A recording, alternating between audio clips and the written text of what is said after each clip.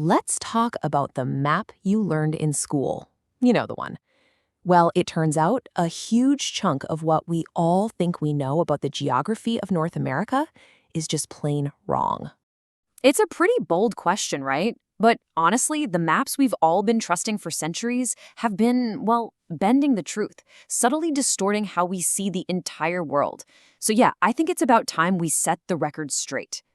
That's what one source calls it, and you know what? It's the perfect way to put it. It feels like geography has been gaslighting us for generations. So let's peel back the layers on this massive cartographic prank.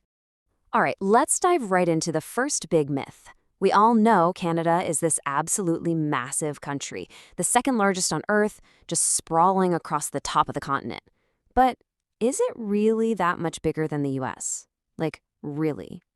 Okay, so here's the catch. Canada has an unbelievable number of lakes, a mind-boggling amount of water.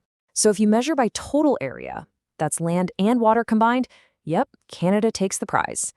But what happens if you take away all that water weight? Well, that's when a very different story starts to unfold. And here's the big reveal. When you look at pure, solid land, the actual ground you can stand on, the United States actually squeaks by just barely with 3.52 million square miles to Canada's 3.51 million. So, believe it or not, the US is sitting on more actual dirt. But this whole land area thing, it's just the tip of the iceberg. It leads to an even bigger issue of distortion. If the numbers are one thing, the way that land is actually shown on a map, well, that's what one source calls geography's ultimate, catfish. And the culprit has a name, the Mercator Projection. Now, look, it was designed for sailing, for navigation, and it's great for that. But as a pretty major side effect, it acts like a funhouse mirror.